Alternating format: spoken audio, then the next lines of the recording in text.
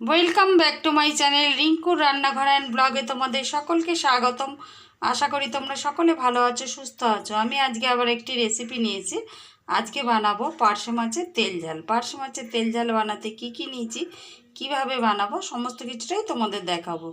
এখানে দেখতেই পাচ্ছ আমি পার্শে মাছ নিয়েছি, ধুয়ে ভালো করে নুন হলুদ মাখিয়ে রেখেছি।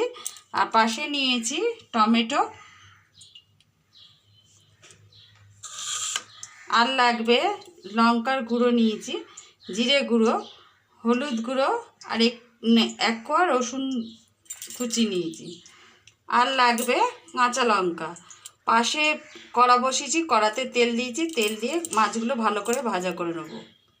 দেখো বললামই পাশে কড়া বসিয়েছি আর তেল দিয়েছি। এবার তেলটা গরম হয়ে গেলে তারপরে মাছগুলো ভাজা করে নেব। আর একটা জিনিস বলতে ভুলে গেছি, আর এতে কালো জিরে দিয়ে রান্নাটা করব।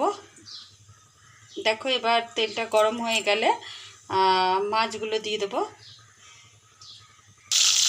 দেখো মাছগুলো ভাজা করছি, তেলটা গরম হতে মাছগুলো দিয়ে দিচ্ছি। মাছগুলো ভালো করে ভাজা হয়ে যায়, তারপরে এক পাশে উল্টে দেবো।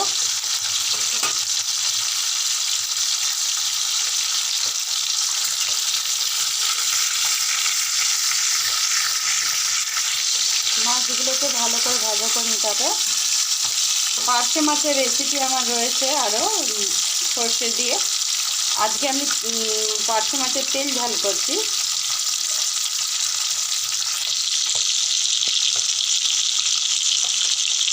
আর এইরকমভাবে রান্না করবে, খেতে ভীষণ ভালো হয়, ভীষণ সুস্বাদু। ও পাশটা ভাজা হয়ে গেছে, আমি আবার উল্টে দিলাম।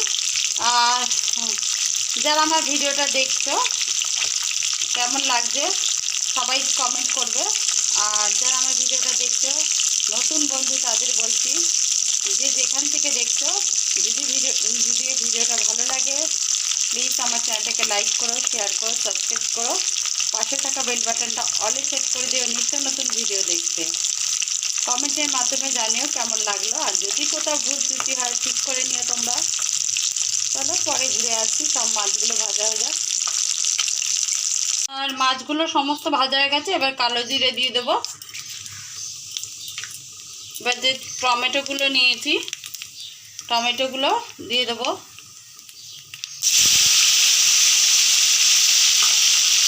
রসুন কুচিটাও দিয়ে দেবো এর সাথে, ভাজা হয়ে যাবে। ভালো করে ভাজা হয়ে গেলে তারপরে সমস্ত মশলা দেবো। দেখো আমার টমেটোটা মোটামুটি ভাজা হয়ে গেছে। আর রসুনের যে কাঁচা গন্ধটা থাকে নেই, তোমরা রসুন না ইচ্ছা করলে দেবে না, আমি রসুন দিয়েছি। আর যে মশলাগুলো নিয়েছি ওটা একটা পেস্ট তৈরি করেছি, এবার দিয়ে দেবো। এবার মশলার পেস্টটা দিয়ে দেবো, সামান্য নুন দেবো, দিয়ে মশলাটা কষাবো।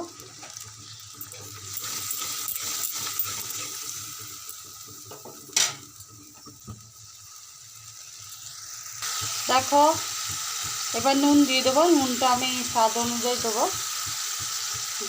আর কাঁচা লঙ্কা দেবো।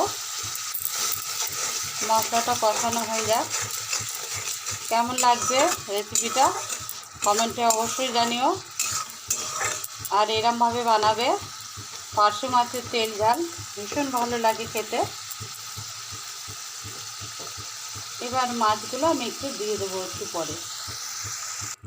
দেখো কাঁচা লঙ্কা দিয়েছি, আর গুঁড়ো লঙ্কা তো দিয়েইছিলাম, আর একটু জল দিলাম। ভালো করে মাছটা ফুটে যাক।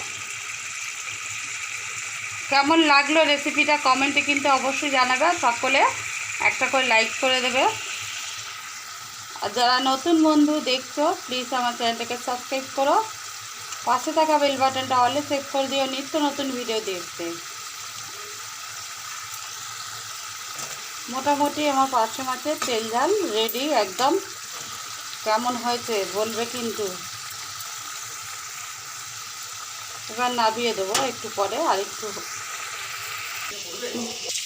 দেখো আমার পার্শে মাছের তেল ঝাল একদম রেডি, নামিয়ে দিয়েছি। কেমন হয়েছে বলবে। আজ আসি, অন্য দিন আবার আসবো অন্য একটি রেসিপি নিয়ে। সবাই ভালো থেকো, সুস্থ থেকো।